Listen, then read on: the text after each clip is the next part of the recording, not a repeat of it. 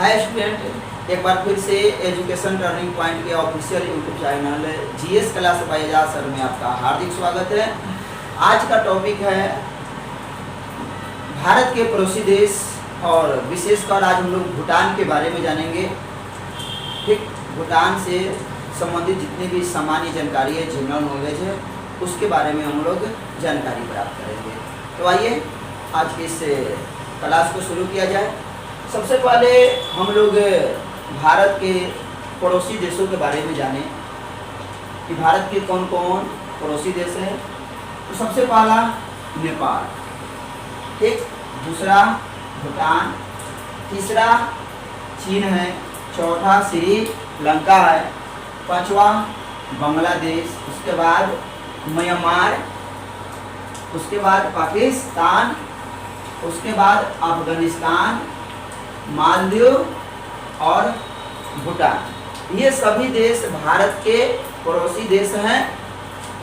इसमें मालदीव और श्रीलंका दो ऐसे देश हैं जो भारत से समुद्री सीमा साझा करता है। ठीक, बाकी जो देश हैं वो भारत से स्थल मार्ग से जुड़ा हुआ है। आइए इसी क्रम में हम लोग आज भूटान के बारे में विशेष जानकारी जानेंगे। सबसे पहले भूटान की हम लोग अवस्थिति देखा जाए कि वह ग्लोब पर ढूंढने पर आखिर ग्लोब में कहाँ स्थित है।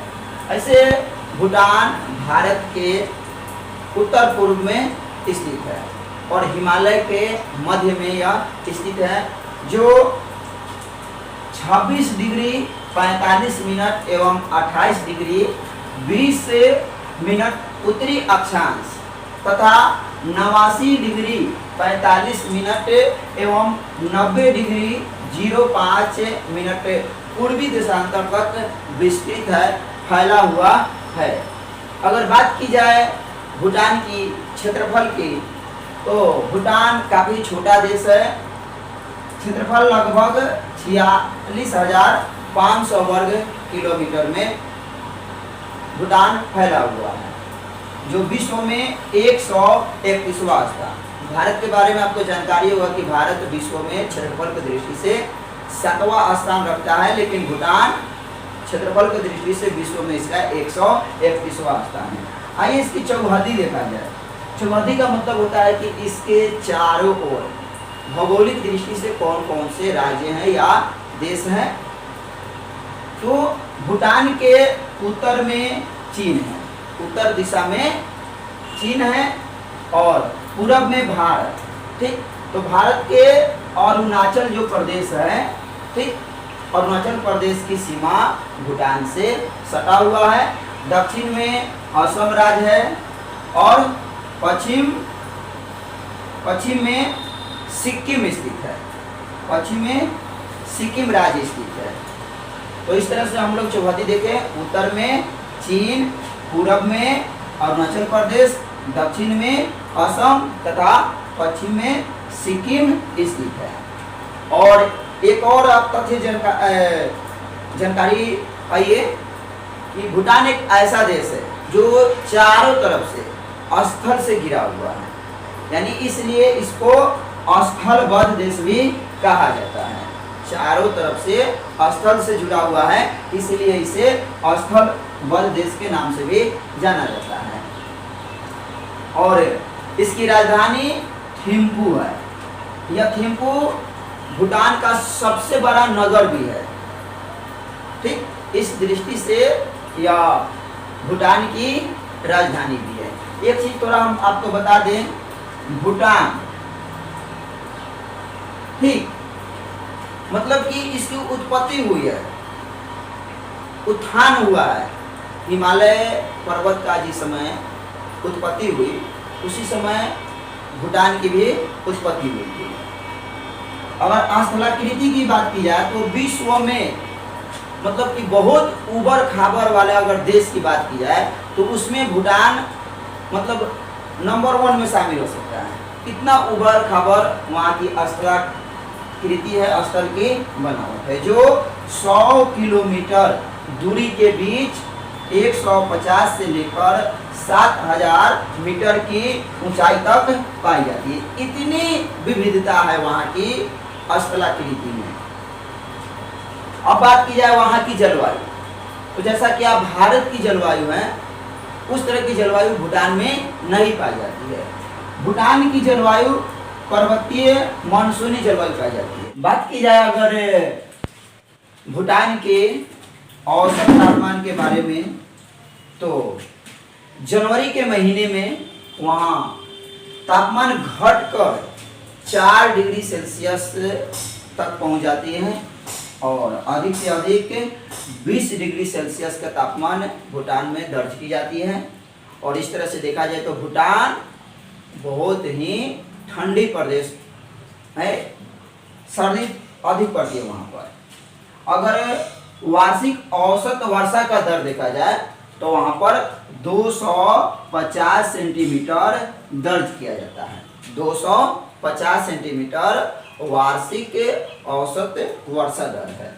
ठीक, इस तरह से अगर आगे देखा जाए भूटान के कृषि से संबंधित डाटा, तो कृषि के क्षेत्र में भूटान काफी पिछड़ा हुआ देश है। मात्र 10% भूमि पर, मात्र 10% भूमि पर भूटान में कृषि कार्य संपन्न होते हैं, जिनमें मुख्य रूप से चावल, गेहूं, आलू, मक्का, ठीक, और अन्य सब्जियों का उत्पादन होता है। इस तरह से भूटान के लोग अपने आजीविका के साधन को पूर्ति करते हैं। और आगे देखा जाए भूटान की अगर जनसंख्या की बात की जाए कि वहाँ पर कितने लोग निवास करते हैं, तो 2007 के जनगणना के अनुसार 23.28 लाख लोग वहाँ पर निवास कर रहे थे। इस दृष्टि से भी भूटान काफी पिछड़ा देश है। अगर औसत जनसंख्या घनत्व की बात की जाए, यानी प्रति वर्ग किलोमीटर में कितने लोग निवास करते हैं, तो वह है 42 लोग निवास करते हैं प्रति वर्ग किलोमीटर के एरिया में। ठीक, तो औसत जनसंख्या घनत्व कितना है, तो 42 व्यक्ति प्रति वर्ग किलोमीटर। आइए कुछ और जानकारी देखा जाए, जैसे साक्षरता दर। तो साक्षरता दर के दृष्टि से भी भूटान एक पिछड़ा हुआ देश है। मात्र 42% लोग वहाँ के साक्षर के श्रेणी में हैं। और वहाँ की अगर आधिकारिक राजभाषा की बात की जाए तो वह है जोंगखा, वह है जोंगखा। ठीक, इसके अलावा अगर देखा जाए वहाँ के राजा की बात, तो राजा वहाँ जो वर्तमान में है उनका नाम है जिंगमे खेसर नामग्याल वांगचुक। ठीक, प्रधानमंत्री जो वर्तमान में उनका नाम है लोते त्सेरिंग, लोते त्सेरिंग। इस तरह से और भी जानकारी देखा जाए, धर्म के दृष्टि से एक संपन्न देश कहा जाएगा। वहाँ पे अधिकतर लोग बौद्ध धर्म को मानने वाले अनुयायी रहते हैं और खास करके वज्रयान शाखा के। ठीक, वज्रयान शाखा के। उसके अलावा हिंदू भी वहाँ पर रहते हैं। अधिकतर संख्या में बौद्ध धर्म के लोग वहाँ पे निवास करते हैं। उसके अलावा अन्य भी धर्म हैं। राष्ट्रीय खेल की अगर बात की जाए तो वह है तीरंदाजी। राष्ट्रीय खेल कौन है, तीरंदाजी।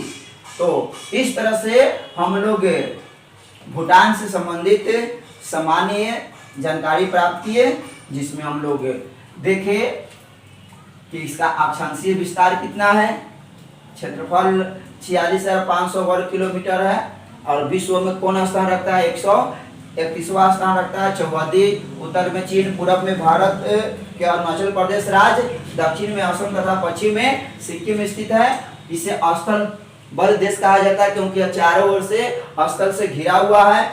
राजधानी हम लोग देखें थिम्पू, जो भूटान का सबसे बड़ा नगर है और एक औद्योगिक नगर है। उसके बाद में देखें हम लोग स्थलाकृति यानी स्थल की बनावट वहां पर काफी उबड़ खाबड़ पाए जाते हैं। जलवायु में हम लोग देखें कि वहां पर पर्वतीय मानसूनी जलवायु है। अधिकतर वहां पर सर्दी पड़ती है, ठंडी बनी रहती है। कृषि के क्षेत्र में देखिए कि काफी पिछड़ा हुआ है। मात्र 10% भाग पर ही कृषि की जाती है। जनसंख्या हम लोग देखें, औसत जनसंख्या घनत्व देखें कौन कौन से फसल उपजाया जाता है मुख्य रूप से वो भी देख लिए, राजा कौन है, प्रधानमंत्री कौन है। तो उम्मीद है कि आपको यह वीडियो अच्छा लगा होगा और इस तरह से और भी जानकारी हासिल करने के लिए आप मेरे channel GS class by Azad sir को सब्सक्राइब करें ताकि हमसे जुड़ी हुई जानकारी आप तक पहुंच सके। धन्यवाद।